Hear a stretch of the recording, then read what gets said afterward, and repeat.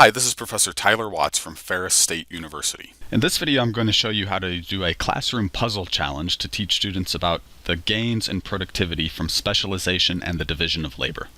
This is a fun, easy exercise that all students in the classroom can be involved in. It teaches them in a very hands-on, intuitive way how specialization increases productivity. Working individually or in teams, the students will be racing to complete 100-piece puzzles for cash prizes. The activity will demonstrate that team productivity, measured in completion time, is proportionately higher than the individuals. For the activity, you will need identical 100-piece puzzles. It's important to supply the students with identical puzzles because that eliminates variation in the difficulty of the puzzle from skewing the results. And I learned this through experience. When I first did this several years ago, I gave students different puzzles, and I realized that some puzzles were much more difficult. So give them all exactly the same puzzle. These are the puzzles I used in the latest version in my classroom. These cute little Christmas kitten puzzles.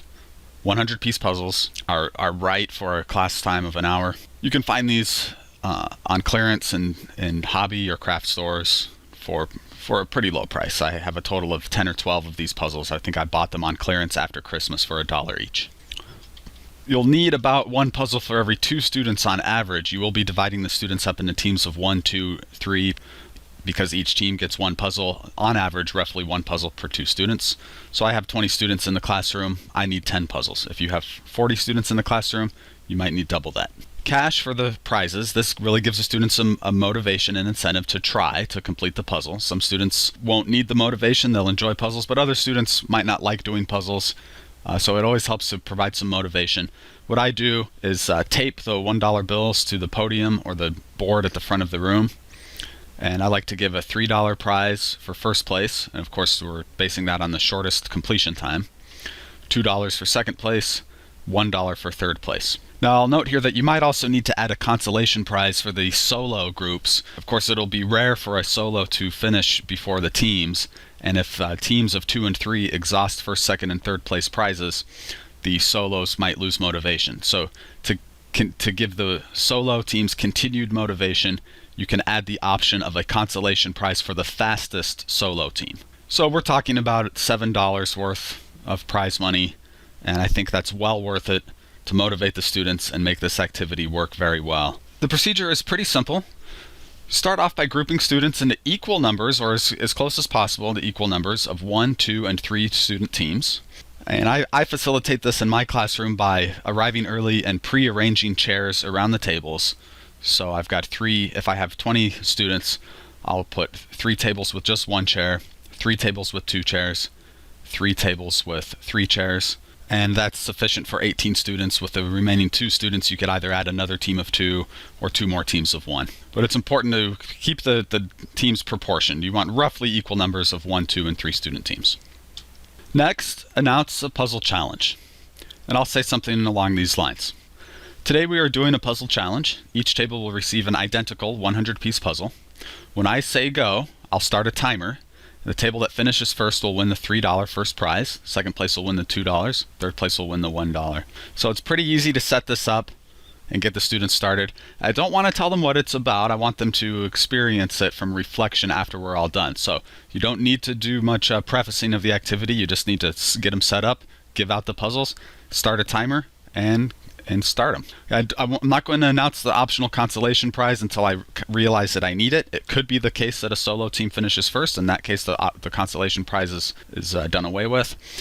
If it's the case that the teams of 2 and 3 finish first, second, and third, which is common, in that case I'll bring in the consolation prize, $1 for the fastest solo team to keep them motivated.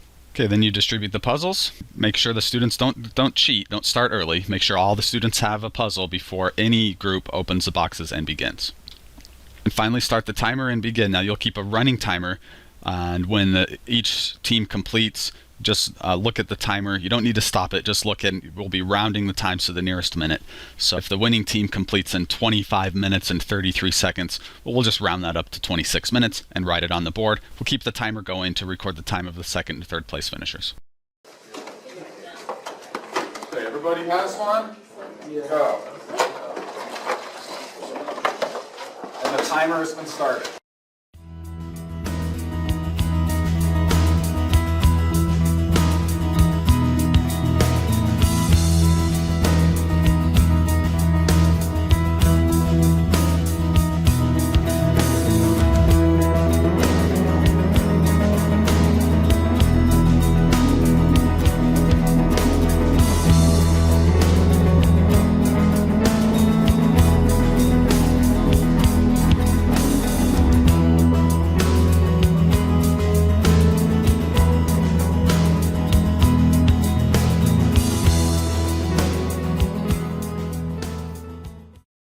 So once you've run the challenge, recorded the times of the winners, handed out the prizes, it's time to put the pieces away, calm the students down, and discuss the results. So the point is there that teams have a huge productivity gain over individuals. Together we can achieve more working in teams. So what we're going to observe is that teams will typically finish not only faster, but proportionately faster than the individuals. So in other words, a two-person team will take less than half the time of an individual. And what this means is that teams are more efficient on a time per worker basis. And we're going to do some simple math to prove this. And so the students will understand that it's not just a matter of getting more work done with specialization, it's getting it done more efficiently. So to really demonstrate the productivity gains we get from specialization, let's go over some actual results I obtained in a recent implementation of this activity. I'll use this spreadsheet to record the times and then summarize the results. And if you'd like to use the activity in your classroom, I'll put a link up with the YouTube video to where you can go to the Institute for Economic Education website and download a blank version of the spreadsheet, which will have no times entered. So it'll look like this, and then once you start filling times in, the calculations will all be done for you automatically because they're all based on cell references. So here's the data from the latest implementation. We'll go back to the presentation to summarize what we're observing. Okay, so first off, I simply record the completion times rounded to the nearest minute as teams finish. And here's my results for solos, duos, and trios. You might be wondering, in a 50-minute class, how could a team have a 207 or 93-minute or even 56-minute completion time? Well, those are estimated, and I'll show you how we do that here in just a second. I did have a duo team complete in 17 minutes, so they got first prize, and a trio team completed in 21 minutes, so they got second prize, and 31 minutes, they got third prize. After the duo team completed in 17 minutes, I did implement the consolation prize for my solo teams, and once we stopped the activity and estimated their completion times, I gave a $1 prize to the solo who we estimated would complete in 56 minutes. So let me walk you through how we estimate the completion times for the students who are not able to complete in the given time. First off, we'll stop all the teams, stop all the activity on the puzzles when the third place team finishes, and just mark the time. So my third place team finished in 31 minutes. We'll have students count the number of pieces they completed, the number of pieces actually assembled.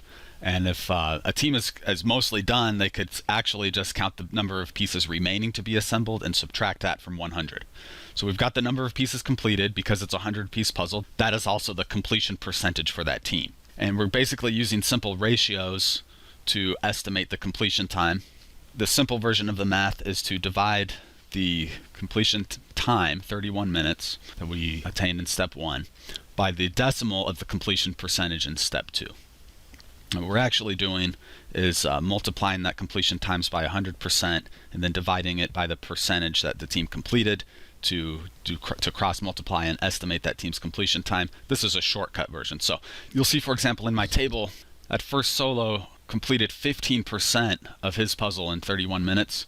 So we simply divide the 0.15 into 31 minutes and we come up with 207 minutes estimated completion time. Likewise, my second duo, because I stopped the students at 31 minutes and they were 92% done, well, that gives us, by the ratio 31 divided by 0.92, 34 minutes estimated completion time. So I work out the estimated completion time for every team before I move on in discussing the results. Okay, so we have the estimated completion times. Now what we want to do next is average them. And it will be the case that you might have some of the students who are really good at puzzles and experience, and they're actually much faster just based on that. To factor that out, we're going to average the times.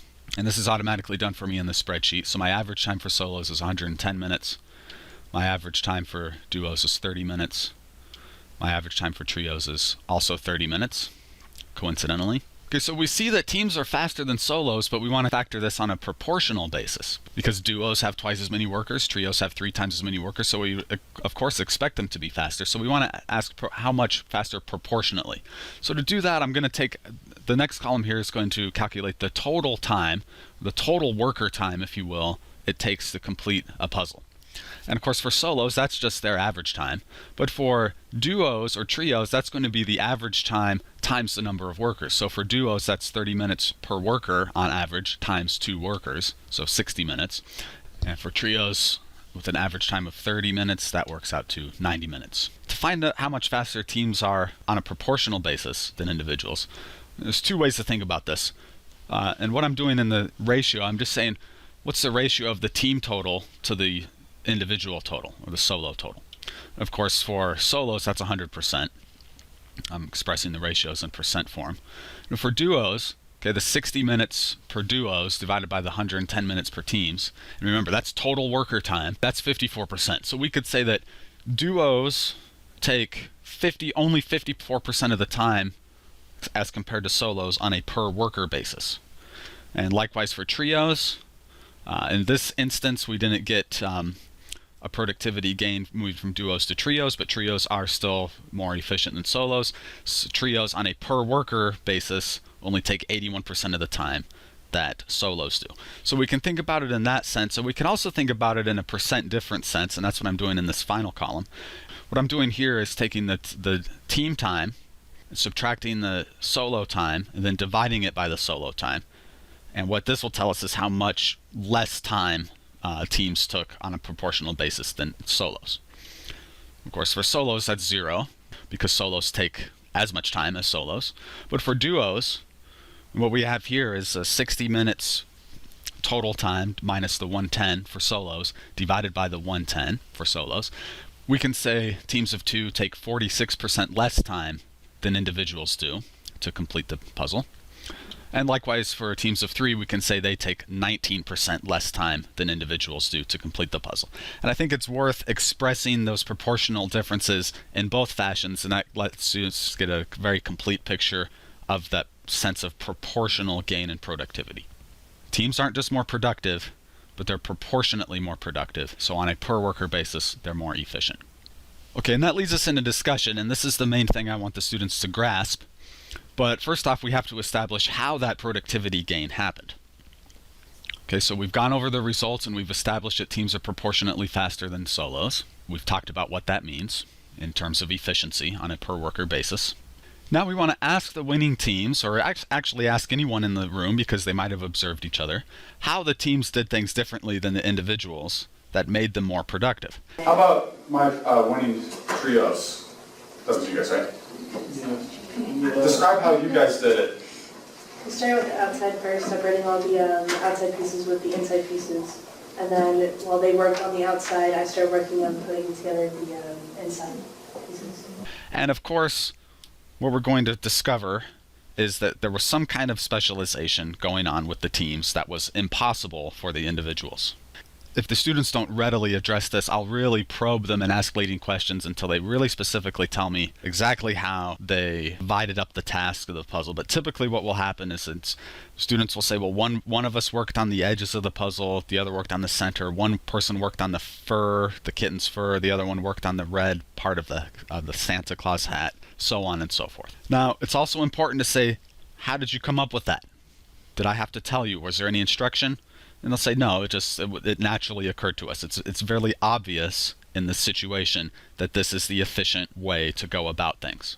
And that's why we start the activity at the beginning with no special instruction. I just give them puzzles, say there's a prize, go. Finally, we can briefly comment on how this activity is actually somewhat representative of reality, both in terms of showing the gains from specialization, but also in the sense that real-world production processes, producing goods and services that people value, is somewhat like putting puzzle pieces together. We're combining the right proportions of land, labor, and capital. Okay, now what we want the students to walk away from this activity knowing is a simple lesson, that specialization increases productivity. And now the students should be ready, having experienced specialization firsthand for themselves in a spontaneous fashion, to delve deeper into the economics of specialization, especially when we combine specialization with trade, to show how individuals and economies and countries can gain through the concept of specialization based on comparative advantage and trade and so on and so forth. So I'll just wrap up by saying the puzzle challenge, it's fun, students always enjoy it, and they get a chance to win some money. It's easy. The most difficult part from the instructor's end is probably finding the correct number of identical 100-piece puzzles. All students can be involved in this, and they can all grasp the intuition of how specialization increases productivity. Thank you for watching. Please check out our YouTube channel for more classroom activities, feature videos, lectures, and tons of great economics content.